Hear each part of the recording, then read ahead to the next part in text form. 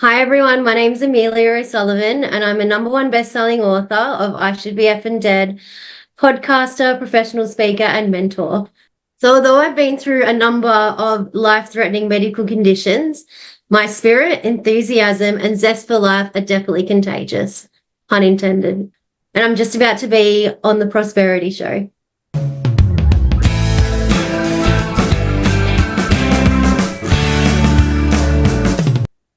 Ladies and gentlemen, welcome to yet another exciting episode of the Online Prosperity Show, where we dive into the stories of remarkable individuals who have turned their trials into triumphs. And I'm your host, Prosper Taroving, and today we have somebody who embodies resilience like no other.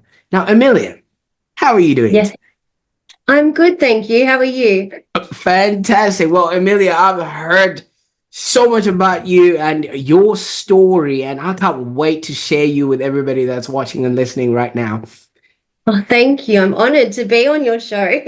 Well, the pleasure is all mine. Now, for those that are watching right now, thank you so much. And don't forget to subscribe to the Online Prosperity Show so you're not going to miss out on any of these exciting episodes. Now, Emmilia is a number one best-selling author, professional speaker, podcaster, and also a mentor who's faced more life-threatening health challenges than most of us can even imagine. From having a kidney transplant to surviving multiple cancers, Emmilia has not only defied the odds, but also inspired countless others with her unshakable positivity and humor. And by the way, she might just be the only one-eyed Collingwood supporter. They always joke around with things like that, but we've actually found one that is Actually a true one now.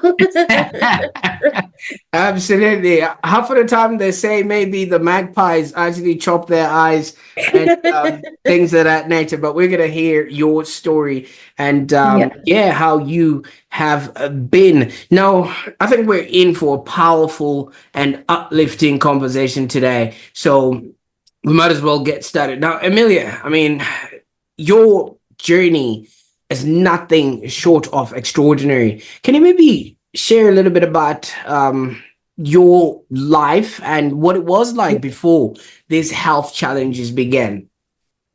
Absolutely. So, I mean, it all started when I was born. I was born with kidney disease and I had my right kidney removed when I was 2 years old. Obviously, I don't remember any of it.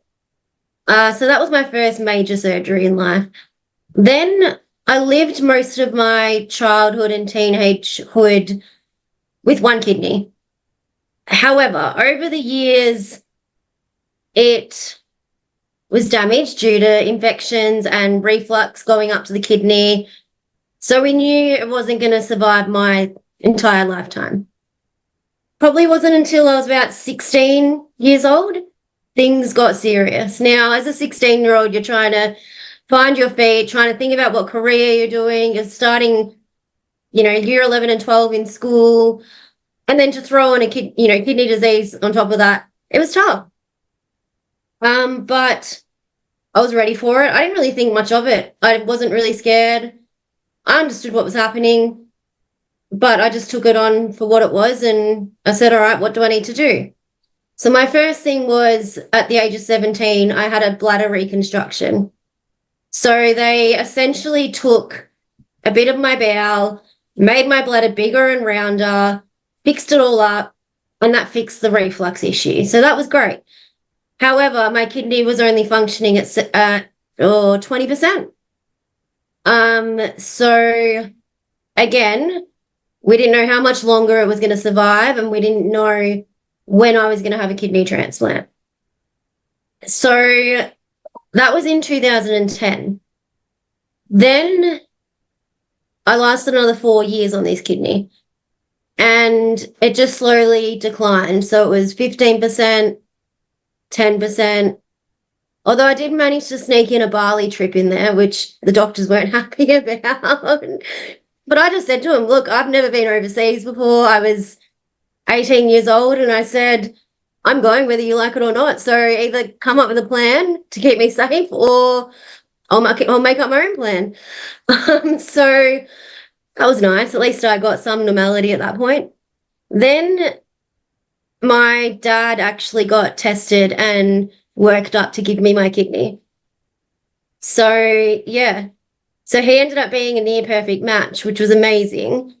However, I did spend about 4 months on dialysis, and that was tough. I was at uni.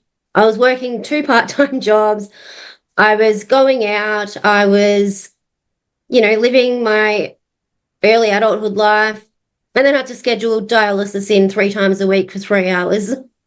I also had a boyfriend at the time, so I met him at the age of 17, and I said to him, "Oh, I just want to be friends because I've got I've got a major surgery coming up, being the kidney transplant. I don't really want to bring anyone into that. I don't want to bring that into someone's life. So I'm happy to just wait." Well, he didn't take no for an answer, and I gave in, and we started dating. He's now my husband, 14 years later. Yeah. So when I was 17, I didn't think I'd be marrying my 17-year-old boyfriend. But, 14 years later, we're married. Anyway, I'll get to that later. So I was 21 years old when I had the kidney transplant. And I'd woken up from the surgery, and the doctor come in and he goes, "Your kidney started working instantly." I was like, "Great, thank God for that. Like, it's working, it's good. I'm all good now." Well, so I thought. Anyway, I was put on some medication. I was put on a steroid, put on a lot of weight. It's not one of those steroids where you get big and bulky. It's more of a medical steroid. So it makes you get a puffy face, puts on a bit of weight. You've got to get, time to get used to it. So it was 10 months after my kidney transplant. So I was 22 years old now. And I'd just gone back to the gym, and I got this knee pain. And it was getting worse and worse to the point where I couldn't even lay down or sleep. That's how bad it was. I presented to emergency a few times, got given some painkillers, and then they sent me home and they're like, "You'll be fine." Anyway, I wasn't fine. I had more tests. I had scans. I went and saw a knee specialist. Like, you name it, I tried to find out what this knee pain was. Everything was coming back normal. They're like, "You don't have a knee pain." I go, "Yes, I do." So I went and saw my old kidney doctor at the time, and I said to him, "Oh, it gets worse when I lay down flat." And he goes, "Well, that doesn't make any sense." I go, "Yeah, I know." And he goes, "We're going to do a full body MRI. I said, "All right." So we went and got this MRI done. He calls me up that afternoon and he goes, "I booked you a bed in hospital. You need to go to hospital and I'll meet you there." And I've gone, okay, so he's found something. And so I'd gone to the hospital, got some more testing done over the next few days. I had a biopsy, I had a bone marrow biopsy. And then within a week, I was diagnosed with non-Hodgkin's lymphoma. So I just looked at the doctor. Everyone around me started crying. I essentially kicked them all out of the room and I said, "I can't deal with you right now, leave." And so then I looked at the doctor and I've gone, okay, how long's the treatment? What is the treatment? How many doses of chemotherapy do I need? And when will I go into remission? Because I've got things to do in life. I need to get on with my life. And he goes, okay, well, you're going to start this Friday. This was a Wednesday. And you're going to do 6 months worth of chemotherapy. You're going to have 6 rounds every 3 weeks. And he told me everything. And so I just jumped straight into it and started it. The chemotherapy didn't affect me. The cancer didn't affect me. I wasn't afraid. The thing that affected me was when I lost my hair. And I suppose being a female, that is, your sense of identity, the being, long hair, suddenly losing it is a big thing. Anyway, after my first round, I had chunks come out of my hair, or my head, I suppose. And I didn't like the feeling. And I said, no, I'm going to be the boss in this situation. So I went and got a wig, and I called up my auntie who was an ex-hairdresser, and I said, "You're coming over and you're shaving my hair." She goes, "Are you sure?" And I'm like, "Yeah, you're doing it." And she's like, "But don't you want it just to don't you want to hang on to it for as long as you can?" I go, "No, the trauma of falling out is worse than just getting rid of it." So I took control in that situation where I couldn't control anything else but that. And so we did that, and I rocked a blonde wig. So for the first time ever, I had the opportunity to go blonde for a couple of years.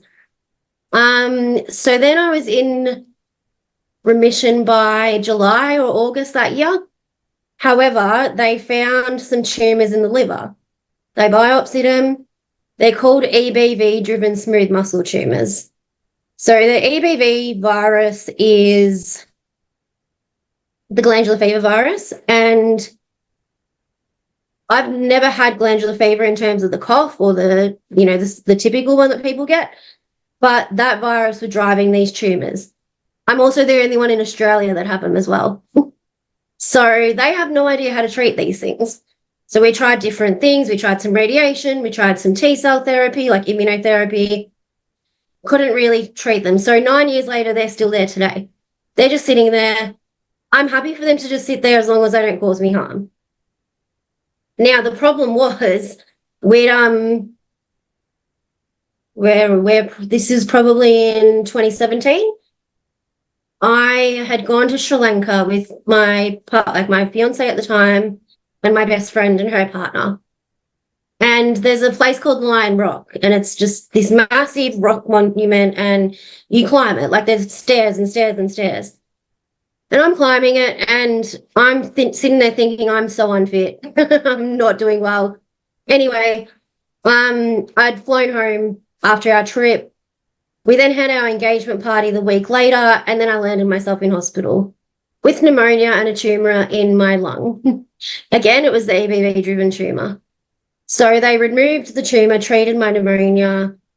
I had countless amount of MET calls, which is like emergency calls, because my heart rate was all over the place. They thought I was going to, lose consciousness, but I didn't, so I'm okay. So that was the first sort of major thing with these tumors. Then over the years, they developed in my bladder, my head, my neck, my C5 vertebrae.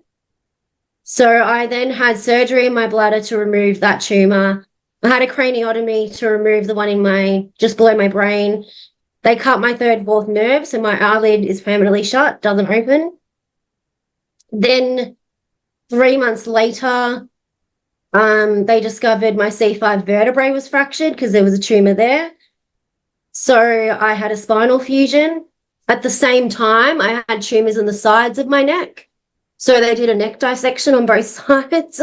So essentially, I'm all cut up around my whole neck. Like, you might as well chop my head off. And then the worst thing was I kept getting urosepsis. So I kept getting these infections in the bladder, which would turn into sepsis. But I caught them early enough that they weren't serious. Until November 2022. I'd woken up one morning and I wasn't feeling great. I said to my husband, I'm just going to rest. I don't feel great. I just celebrated my 30th. I was running around, working, doing a whole bunch of stuff. He went outside and did the gardening. I embraced that because he never does the gardening. I'm like, yep, sure, go. And then he'd come back in a few hours later and he'd woken me up. And then I was really annoyed because he woke me up because I was having such a great sleep. And then he looked at me and I looked at him, and I realized I was in a pool of sweat, but I was shivering and freezing cold. I was thirsty, but I didn't feel like drinking. I was hungry, didn't feel like eating. I was really lightheaded. So I knew what was happening because I'd been there before. And I said to Aaron, my husband, and I said, pack my hospital bag and my laptop because I'm working from hospital.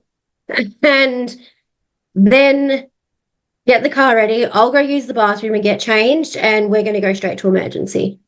I couldn't even get up and use the bathroom. That's how lightheaded I was. So I looked at him again. I said, call the ambulance. So he called the ambulance. They had come. I remember being wheeled in the back of the ambulance and then wheeled into emergency, and above me said resuscitation unit. And I thought, okay, this is not good. Like, I'm in a bad way.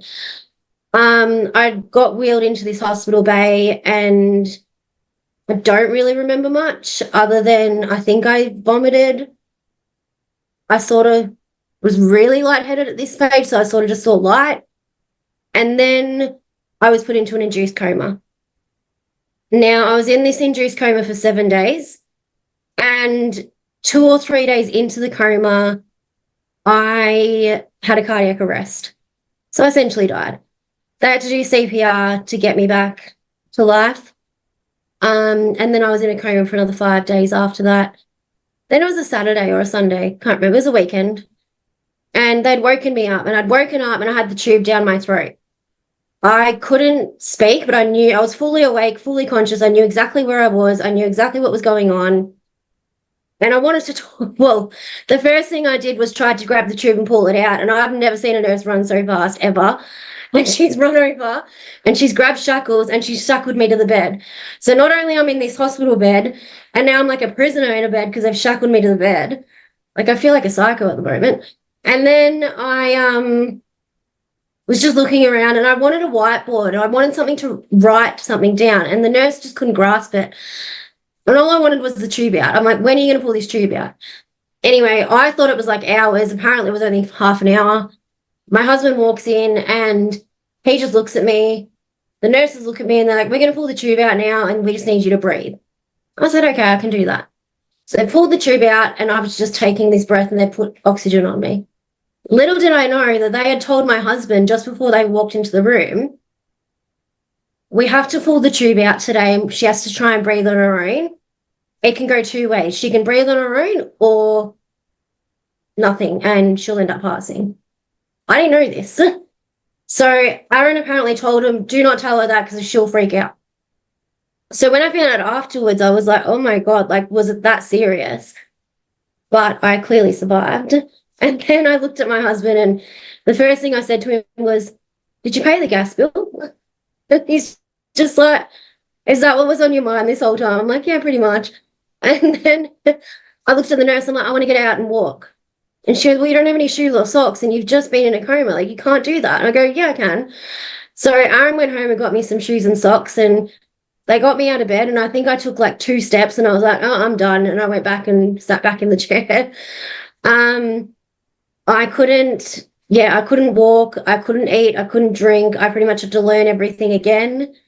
I went into rehab. So after ICU, I went onto the ward for a week and then I went into rehab for 2 weeks and did intense rehab to learn everything again. And then since then, I wrote my book and published it, called it I Should Be Effing Dead. Because reality is I should be. I mean, I even had a new doctor that I had seen, and he read my history and he looked at me and he goes, wow, you look good compared to your notes. And I was like, oh, thanks. And then he's like, I honestly didn't expect you to look this good with everything you've been through. So it's quite funny when I turn up to places and people are like, you've been through all that? I'm like, yeah, I have. So it's kind of unbelievable, really. And then since then, I've been pretty well. So I wrote my book and done all these exciting things. And I think the worst thing that's happened is I had to get kidney stones removed a couple of months ago, but that was nothing compared to what I've been through. Yeah, and that's about it. So that's my medical journey in a nutshell. Now, Emmilia, I don't know if you're done. I was just gonna cancel my hospital appointment for tomorrow because I lost an eyebrow during the weekend and I needed to get that checked. But after Okay. hearing your journey and where you've been, Yeah. I mean, your life story in and of itself, I'm glad you've written a book, and obviously we're going to be talking about that. You can tell that I don't even know where to begin, right? Yeah. Yeah. All You're a bit right. speechless. I mean, that's normal. Everyone sort of freaks out. And then it's funny because before I wrote the book, I used to say to everyone, oh, it's nothing. Like, I haven't really been through that much. And they're like, yes, you have. I'm like, no, I haven't. And then it wasn't until I wrote the book and dissected everything and put it all in chapters and I've gone, oh shit, I actually have been through a lot. And it was quite therapeutic in the end because I actually had time to process what I'd been through because so like when I explained all this stuff, it was like every year something went wrong. I think there was probably when we got married in 2018, that was probably a year where I had grace, where I didn't have anything, major go wrong. Other than that, every year something went wrong. So yeah, writing the book was actually therapeutic for me. Now, Amelia, let's go back to when you were 2 and Yeah. first initial kidney sort of issue arose. Hmm. I mean, I have a 5-year-old, and when she was 2, all she just wanted was to hug me and play with me and things of that nature. Now, Yeah. at 2, you didn't even know what was going on, and you No. obviously would not have any sort of recourse or recollection. Was there anyone else in the family that might have been going through such health scares at any moment in No their? one. No one at all. So from what I've been told by my parents, as soon as I was born, I was rushed to the Royal Children's Hospital in Melbourne and spent a lot of time in there. I was in and out of hospital my whole childhood life. I remember being in and out of hospital sort of when I was about 5 or 6, both going to emergency with infections and then having appointments. Mum and dad had to bribe me in the end. And I mean, at the Royal Children's Hospital, there's a McDonald's. So they say to me, well, if you come to this appointment, we'll get you McDonald's afterwards because I didn't want to go. And then being a childhood, not being able to play contact sports, I only had one kidney and still do, obviously, but we had to protect that kidney like it was, well, like it is life or death, really. So I was quite limited to playing sport. I was quite limited to, I couldn't go to sleepovers in the fear that I would get unwell and have to go to emergency, let alone school camps. So I did miss out on a lot. However, in saying that, I think I describe my childhood as complicated. So I had that side of things. But then when I was 7 or 8, mum enrolled me at the Johnny Young Talent School where I did dancing and singing, and I loved it. And I got treated perfect, like, I hate using the word normal, but I got treated like any other kid there, and I was happy. And so I spent nearly 10 years at that dance school and singing school. So there was really good times in my childhood, but then there was really bad times as well. So that's why I say it's complicated. Oh, absolutely. I mean, obviously, in life, there's ups and downs and things of that nature. But I'm really trying to find some sort of ground here to carry what you've been through, in light of who you've been and where you're going and things of that nature. Now, Amelia, school would have been Yep. also a place where kids learn and you get to understand and be around other kids. Was there, how did the other kids sort of? To be honest, I actually got bullied a lot in school because I was different and I missed out on things and I had a lot of time off, but I didn't let that stop me going to school. Like, for example, um, I had a fistula created. So when you have dialysis, you get your vein and artery fused together or joined, and it grows, and you use that to do dialysis.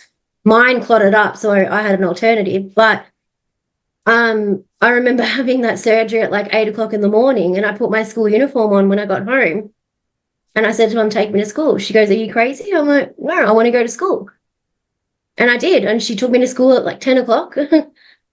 And so I think I never let anything and never do let anything define me. At the end of the day, I'm simply Emmilia, and that's it. I hated being treated differently. Like, and that's the thing, the school kids and the adults growing up and being in school, both primary and high school, you get treated differently because you've got an illness or you've got something wrong with you. Whereas I just wanted to be treated exactly like every other kid. So I suppose my message there is,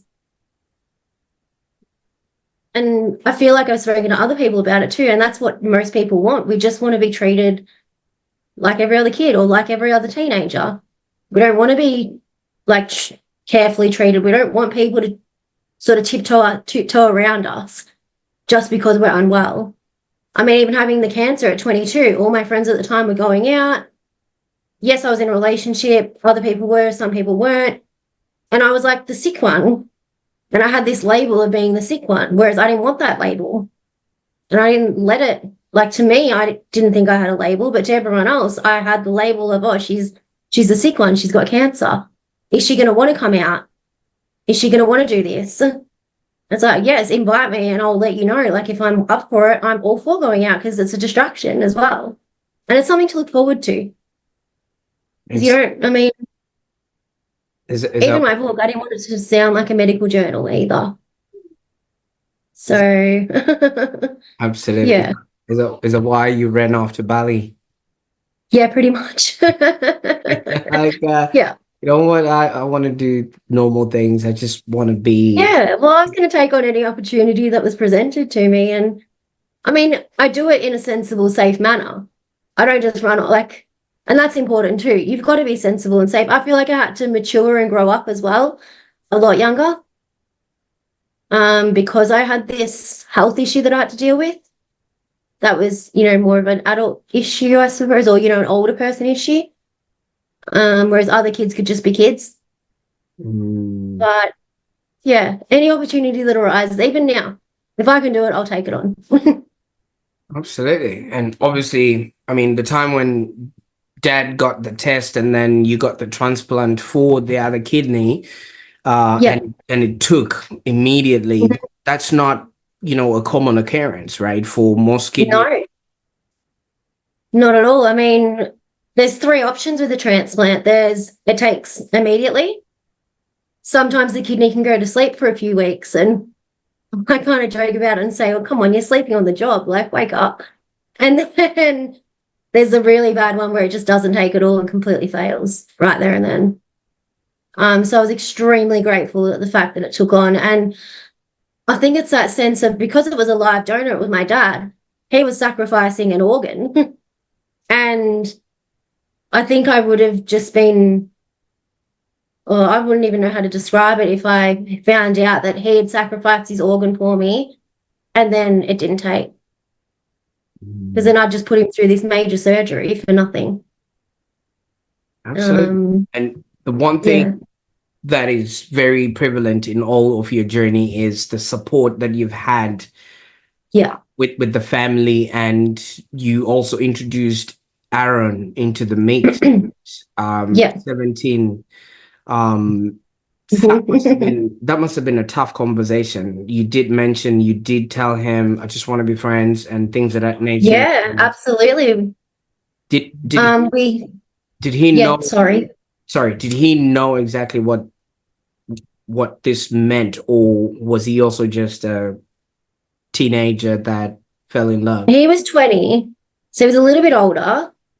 He knew, so back then, all I knew was that I was having a kidney transplant and that was it. And I got told that I could have it as soon as, so when I had the bladder surgery at 17, they're like, it could fail that year because you've just had a major surgery, or it could fail a couple of years later.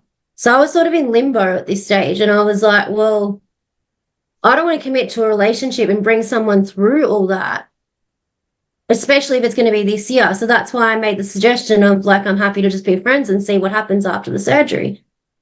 So for him to take that on, I mean, I commend him for that because not many people would. And then for him to stick around for every other thing and support me, he's essentially my rock, but then I'm the rock for everyone else around me, if that makes sense. Oh, So although I've got people around me, they get very emotional, whereas I don't. I do get emotional at times, don't get me wrong, but I'm more of I analyze the situation, do the treatment, get over it, and then move on. Whereas, my parents and my brother seem to just dwell on it, I suppose. So I have to be their rock. But then I've got Aaron as my rock, so I can be vulnerable with him. I mean, I can only imagine. And I mean, I think to whom much is given, much is required. I mean, Mm-hmm. this wouldn't have been given to anybody else who can't handle it. Absolutely. Do you know what I mean? And from Yeah. what I'm seeing and the way and the person you have and are becoming, I mean, this obviously, like you've written in your book, you should be effing dead, Yeah. from everything else. But you've kept um you've kept the humor going, and you've actually been the person telling everybody else what to do and how to get about it. What has kept you going during Yeah, those no, that's a really good times? question. And a couple of things that kept me going. The first thing is I don't want to leave this earth yet. I know I've got so much more to go. I've got so much more to do. I don't want to leave my friends or my family or my husband. But then I also, when I've gone through something major, I've had something to look forward to, whether that's a holiday, whether it's a night out, whether it was our wedding, like we built a house together. I got diagnosed with cancer when we signed a contract to build a house.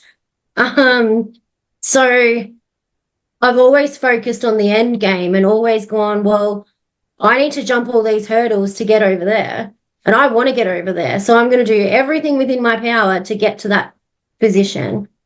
But also the fear of death. I'm shit scared of death. I don't want to die. I'm scared of that, genuinely scared of it.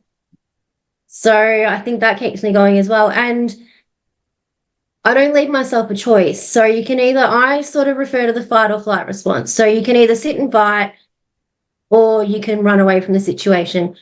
For me, it's just one option. I'm staying and fighting no matter what. I can imagine. I mean, people underestimate the human spirit when it comes Mm-hmm. to you fighting for your own survival and everything else. If you had a spirit that gave up, this definitely would have been It would a have defeated me for sure. I honestly think a major part of me surviving all this, and a lot of people probably won't agree with me with it, but I think it's my strong mind. I don't think I would be here if my mind wasn't so strong and willing to fight and push through it all. see. So many people like I was joking earlier, having lost an eyelid, or oh my God, I cut myself shaving, and everybody else has to hear about it. But that strong will, is that an Amelia thing, or do we all possess that? I think deep down we'll have it. I think the reason why it's released in me is because I've had no other choice but to be that way. When you're presented with all these life changing or life threatening conditions, at the end of the day, it's your choice. So, yeah, I don't think it's just an Amelia thing. I do believe everyone's got it within them. So what makes it then, Amelia, maybe in your experience and everything else, that everyone around you seems to be crumbling and you're literally telling them, hey, I'm the one lying down here. Yeah. I think it's more they don't like seeing me in that position. So, like my eyelid, for example, it took me a good 4 years to accept it. I used to wear my hair like this and cover it all the time. Um, Whereas, friends and family, I get mixed responses. A lot of people tell me just expose it, who cares? And then other people say, I don't like seeing you like that. And I think it's because I don't know if they feel sorry for me or if they just feel like I'm going through pain. But then I remind them and say, well, it doesn't affect me, so it shouldn't affect you. Absolutely. And Yeah, obviously you must maybe get second glances when you're out, and maybe all the time. how do And you I like to the point where when I first got the injury, I used to wear like an eye patch over it, like a medical eye patch. And I used to pretend I had an eye surgery. People used to ask, oh, did you just have an eye surgery? And I went along with it. Yeah, yeah, but it's okay. It's all good. And then I was like, well, I can't live like this forever. So I took it off. And then I thought, okay, I'll wear my hair like this. That actually brought more attention because people were thinking, well, what is she hiding? Or why is she wearing her hair like that? And then I could feel people staring at me because um, I created like this thing for them to stare.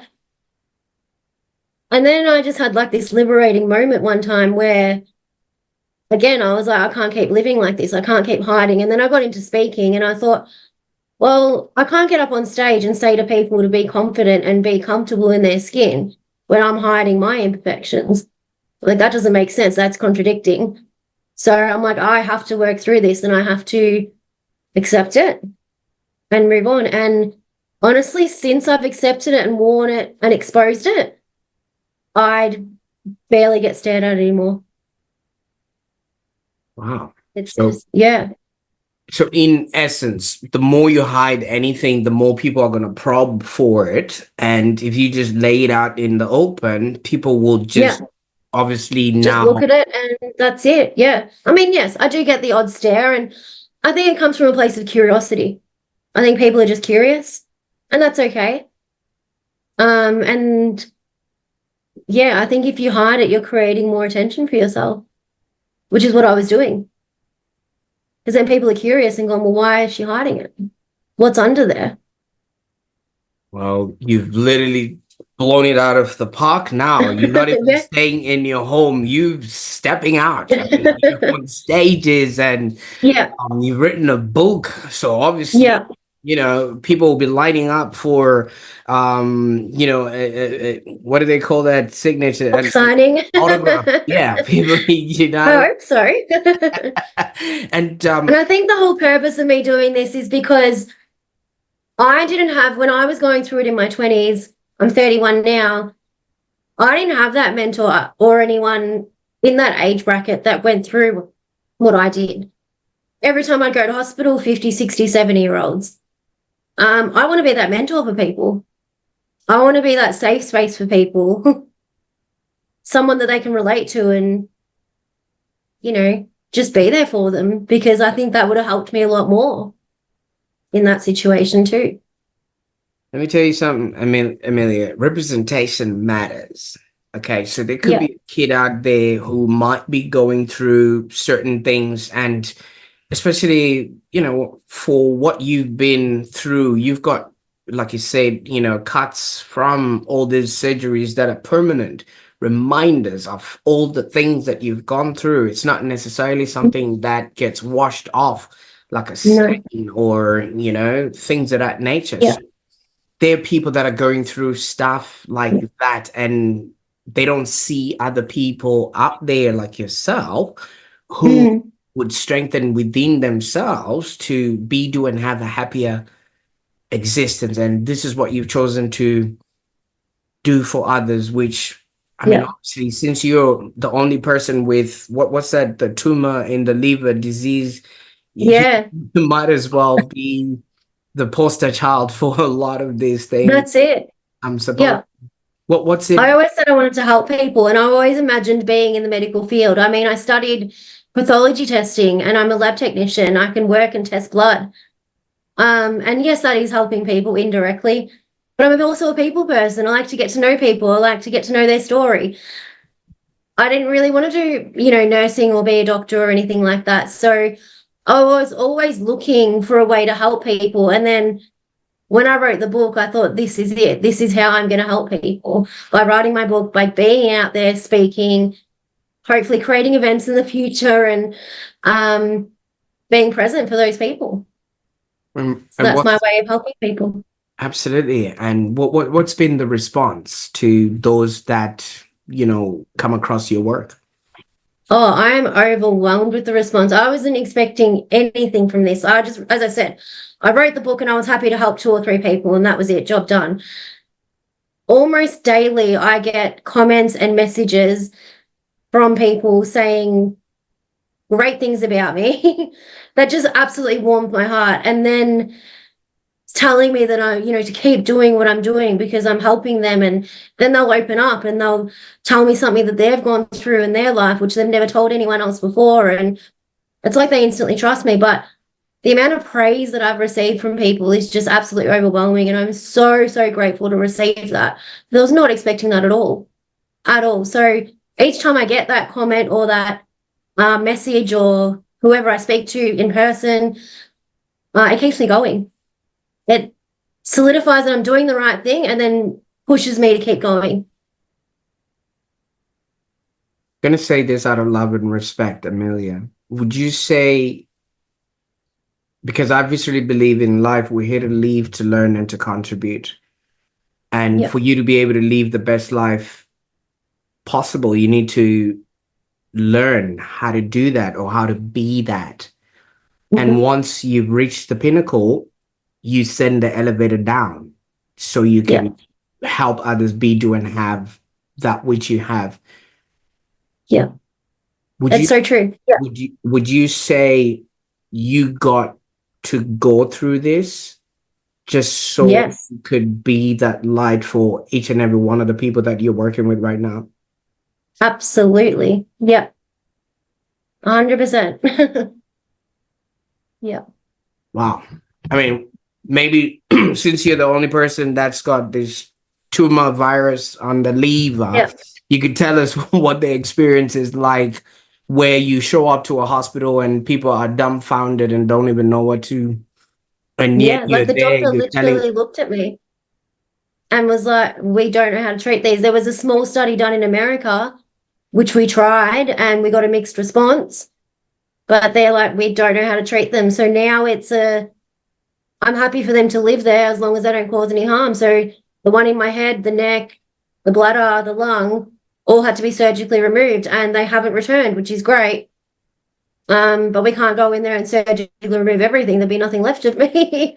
So I'm happy for them to sit there as long as they don't cause any harm. But at least we know now that surgically removing them does work. So just by you being here today, you're actually contributing to science. Yeah, pretty much. And I was studying science, so it's a bit funny. No, because they're learning and they're monitoring all of this, That's it. obviously taking notes so that in the Mhm. future somebody, that's, Yeah.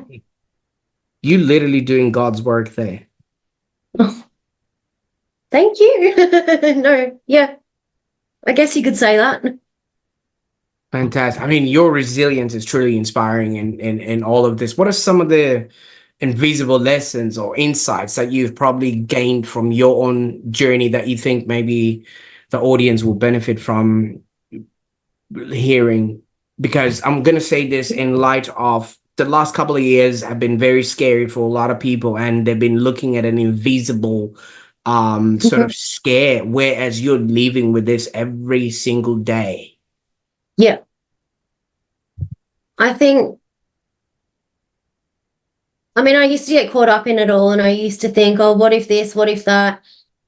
I really had to learn to just analyze the situation for what it was or what it is and get all the facts and just look after yourself. It's so important. I never ever looked after myself. I was always on the go. I was always doing things. I never put any effort into myself ever. And that I had to learn. And it took me a long time to learn that. I mean, if I don't feel good, I will sit down for a little bit and rest and recuperate. Whereas before, I'd just push through it. I'd take a painkiller and push through it, and I'd get worse and worse and worse. So I think it's just noticing just in everyday life how you feel and what you need to feel good for the day or for the week. It's just something simple like that, really. And then when you do get a bad situation or, you're caught up in a bad situation or bad news, for me, I try and analyze it as much as I can first. And then don't get me wrong, I'll go home and I'll cry about it and get all emotional. But this is very clear. And this is what I sort of push and tell people is analyze it, have your moment, but it's the ability to get out of that moment and keep going forward. So I made a quote actually, and it's being positive doesn't mean that everything's good, but it's the ability to see the good in everything. Wow. So I think yeah, I made that up when I wrote my book. And because everyone's all like, you're so positive, you're so happy, you're so smiley. And it's like, yeah, I am most of the time, but I do have my moments. You just don't see it. And then I learned that I was finding the good in all these bad situations. Like, for example, when I had cancer, I got a blonde wig. I always wanted to go blonde, but blonde was not going to suit me. But because my eyebrows thinned out, I was like, I can actually go blonde. And for me, that was like a good thing in such a bad situation. I took that good thing and embraced it. So yeah, I think it's really important to see the good in everything. So I can guarantee you I will find something good in every situation, no matter what. Fantastic. And obviously, the one thing that a lot of people would have, especially maybe in your situation, they would have been in fetal position, woe is me, but you literally standing up and you saying, hey, let's do this. Let's roll our sleeves and let's get Yeah, done. And you've created a brand around yourself, and that's no small yeah, feat. You know what I mean? Some yeah, of us are marketers, and I live in a city that's the size of a box, and nobody knows my name. yeah. How has that been going for you? And obviously, you're trying to utilize your life story and your experience in order to be Yeah, able to help others while also being authentic to yourself. I mean, it just really puts so much out there in the open. absolutely. And so, like, I obviously, as you know, I want to help people, full stop. And so I thought, well, I've written my book now, and then I was thinking of business ideas and ways to try and, help people and earn money. And then I just sort of had this moment and I was like, but hang on, I'm the brand, I'm the product, I'm the service. So I've got to build my personal brand. And that's what I've started to do. And I get to help people every day and still benefit from the fact of, being financially okay as well. Wow. But at the end of the day, I'll still help people over being financially okay just because I think I care too much. But it's not a bad thing. I don't think it's a bad thing. It's like a phoenix rising after ashes, They're throwing things at you, throwing rocks at you, There's Yeah.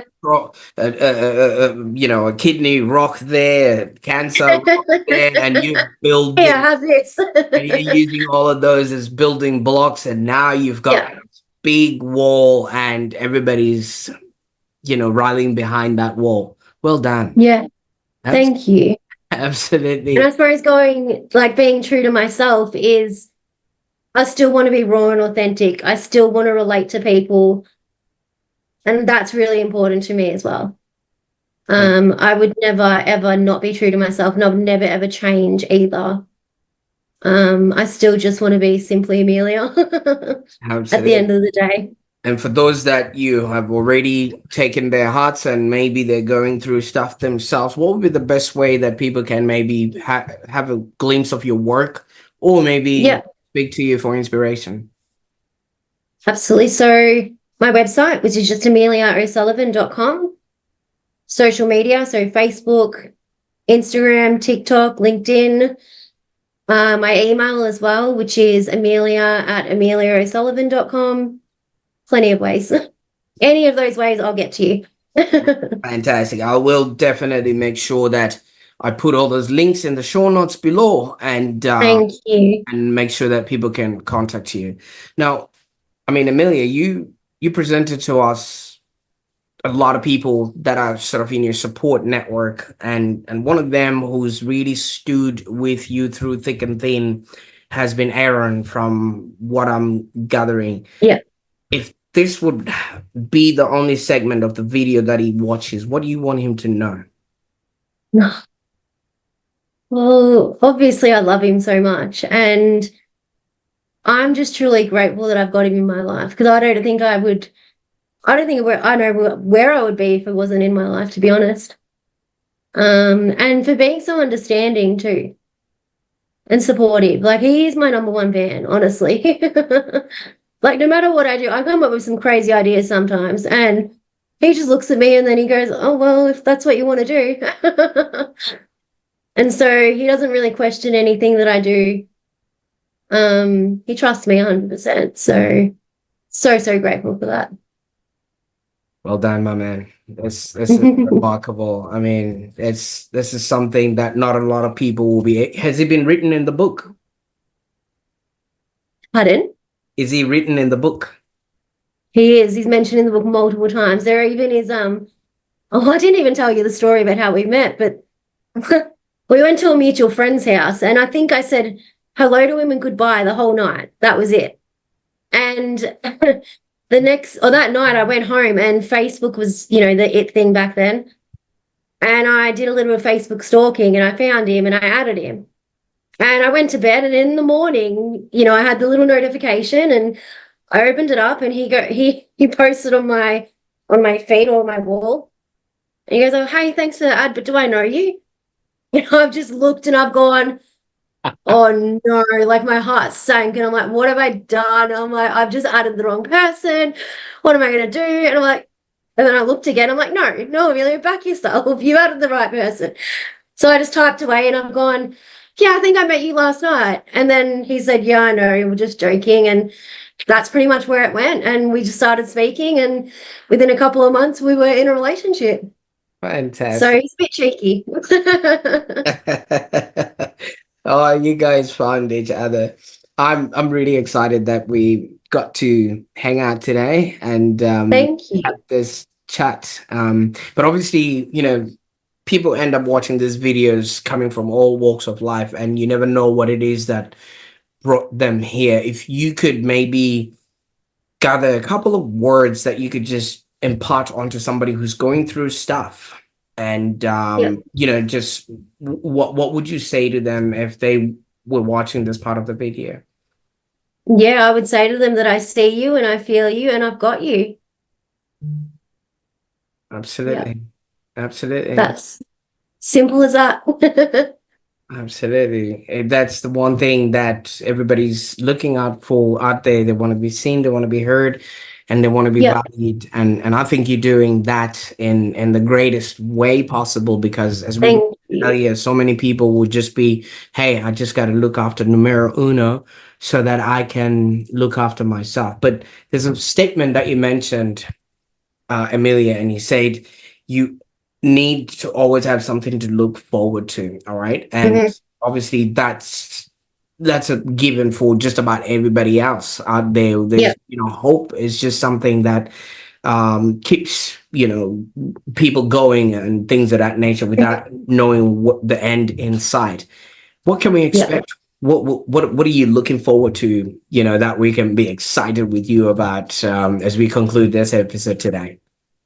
Yeah. I mean, probably my event that's coming up in September on the 6th of September. Am I invited, Amelia? You are invited. Yes. Everyone is invited. It's on my social media, so the event details are there. You can purchase tickets, and we're in for a really good night, actually. But a few surprises in there that I'm going to put in, and because I am full of surprises in the hospital and outside of the hospital. um, so yeah, that at the moment would be my number one thing, and then my second thing is my brother-in-law is currently living in Canada, and so we haven't seen him since October last year. So Aaron runs a business, and he can only take the end of the year off. He closes for 3 weeks. So we're trying to work out if we can make it to Canada for Christmas to see my brother-in-law. So Oh, that'll be the second thing that I'm looking forward to. that But I mean, I understand they're quite big things. Previous to that, I mean, it might just be a night away, or, go and see your favorite movie, or reward yourself, get through a treatment and go and celebrate that. I mean, I'm all for celebrating the small wins as well. Like when I had to learn how to walk again, when I could walk from my room to the rehab room without my walker, I was like so excited, and I celebrated that. But for someone that's, unusual, because no one walks with a walker, or, typical people don't walk with a walker. But when I got rid of that walker, to me, that was a celebration. So, you got to celebrate the small wins and the big wins. You got to plan small things and big things. absolutely. Now, Amelia, you know what you just did there? I think you have just given everybody permission to be, and pretty much after that, just celebrate every moment. Yeah. There's a statement where I come from, or I think it's a normal statement, but it goes in the lines of I used to hate the fact that I didn't have shoes, but then I came across somebody who didn't have any feet, and Oh, then wow. perspective hit me. You know what I Yeah. mean? So there's Yeah. certain things in life that we go through, we're looking at it, and but then perspective just really hits you in a whole different way. Yeah. And I Yeah. think your book is apropos that I should have been effing dead, but I'm not. And look at what I'm Yeah. doing. How about you? What are Exactly. you doing with your life? And I That's right. feel that so much. Yeah. Thank Yeah. That's okay. And I really like what you said because we take small things for granted. I mean, I took walking, eating, drinking, even sitting up from bed. I took all that for granted because we just naturally do it, right? And then when I lost all of that, it was hard to handle. But then my, fight mode kicked in and I was like, right, I'm going to hook myself into rehab. And they're like, okay, we do 2 sessions a day here. And I'm like, I want 4. They're like, but we only do 2. I'm like, no, book me in for 4. And they did because that's what I wanted. And so I was doing 4 rehab sessions a day and got out of there on Christmas Eve. Because I said to him, I want to get out Christmas Eve. So you. again, that was my something to look forward to. It wasn't a thing that, was planned. It was just, I want to get out of here Christmas Eve and I'm going to achieve it. Absolutely. Well, I can't thank you enough for taking the time, right now and sharing your life story with us, and especially the gift that you've given us, which is in the line of your book, which I think is going to be treasured by so many people to come. And Yeah. I would want to do something if I can maybe speak to you a little bit later, but your journey, Emmilia. I mean, what you just shared with us today is remarkable. Thank you so much for that. No, thank you. And I want to thank you for the opportunity.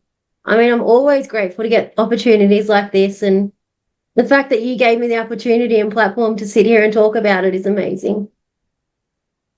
It takes two to tango, Emmilia. That's it.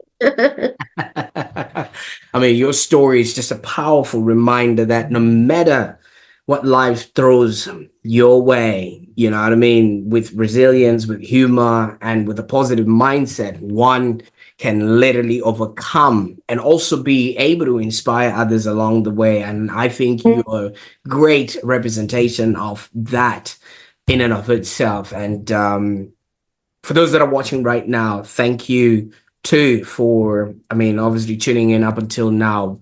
But hey, this has been such an inspiring and captivating episode, which I actually think if you would type in the words resilience, I will personally send you a copy of Emilia's book. I will make that happen. Just type in the comments there resilience, and I'll make sure that you are delivered the copy of Emilia's book so that you can connect with Emmilia in a way that she has poured out in her book and in the way that she's going to be teaching other people. You know, I'll even sign it as well. I would say, what was that again?